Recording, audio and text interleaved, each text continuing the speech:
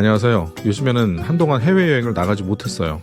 애들 신학기도 시작됐고 저도 개인적으로 일이 있어서 국내 여행 몇 곳을 한 게 전부였습니다. 그래도 제 생각에 괜찮다고 생각하는 곳들 몇 군데는 다녀온 것 같아요. 오늘은 지난 초봄에 애들 데리고 왔었던 대부도의 키즈풀 빌라를 소개하려고 합니다. 애들이 보통 어디를 놀러 갔다 오면은 또 가고 싶다는 얘기를 별로 안 하는데 여기는 몇 번이고 계속 이야기를 하더라고요. 근데 가만히 생각해봐도 여기는 애들이 안 좋아할 수가 없겠더라고요. 그래서 다른 아이들도 좋아하지 않을까 생각돼서 이렇게 소개하게 됐습니다.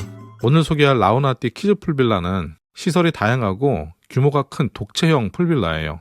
놀이방은 1층하고 2층으로 이어져 있어서 키즈 카페 수준이고 수영장도 거의 10m나 되는 곳입니다. 제 개인적인 생각에 대부도는 아이들 데리고 가서 할 거리가 그렇게 많지는 않은 것 같아요. 제가 잘 모르는 걸 수도 있겠는데 아무튼 저는 그렇게 느낍니다. 시와 방주제를 넘어갈 때 시원한 드라이브를 한다는 생각이 잠깐 들기는 하지만 음식점들도 그렇게 다양하지는 않은 것 같아요. 물론 어른들 입장에서도 대부도는 그렇게 특별히 할 건 없는 것 같은데요. 그 위치 때문에 서울 경기 쪽에서 단체로 워크숍 같은 거를 많이 가지 않았나라는 생각이 듭니다. 저도 옛날에 회사에서 워크숍으로 대부도를 다녀왔던 기억이 나요. 그때를 생각하면은 속이 울렁거릴 만큼 술을 먹었던 기억만 나요. 예전엔 대부도에 독채로 만들어진 단체 펜션들이 굉장히 많았었는데 물론 지금도 그렇긴 하지만 요즘에는 풀빌라들이 그 자리를 많이 채운 것 같더라고요. 그 중에서도 아이들을 위한 키즈 풀빌라가 참 많았습니다. 아무튼 그래서 저는 대부도 키즈 풀빌라는 하루 동안 즐길 수 있는 프라이빗한 키즈 풀빌라를 이용한다는 생각으로 여길 찾았었고요. 제가 찾아간 곳은 여러 면에서 굉장히 만족스러웠어요.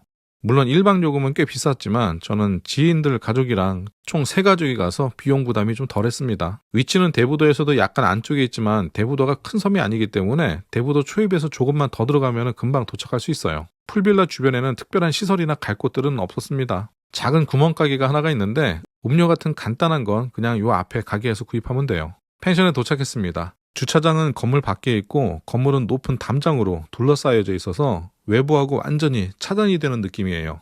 이쪽이 경치라고 할 만한 게 별로 없으니까 높은 담장도 나쁘지는 않은 것 같더라고요.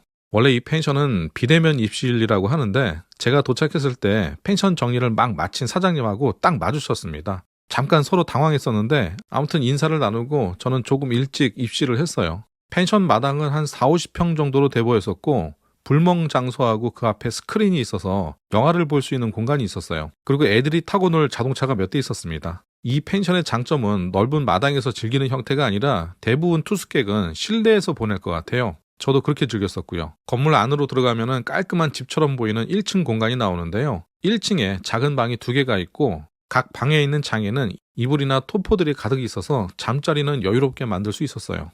부엌에는 풀빌라에서 제공해주는 선물이 하나 있었는데요. 예쁜 캘러그래피로 원하는 문구를 만들어줘요. 기념이 될 만한 날에는 이런 선물도 뜻깊을 것 같습니다. 1층 거실에는 노래방 기계가 있고 주방이 있어요. 그리고 1층에서 수영장으로 바로 이어지는데 수영장 크기가 꽤 커서 아이들이 즐기기에는 충분한 것 같더라고요. 그리고 수영장 끝에는 간이 샤워 시설도 있습니다. 수영장을 이용할 때는 수건도 꽤 많이 사용하게 되는데 객실 전체에 수건만 40개를 비치해 둔다고 해요.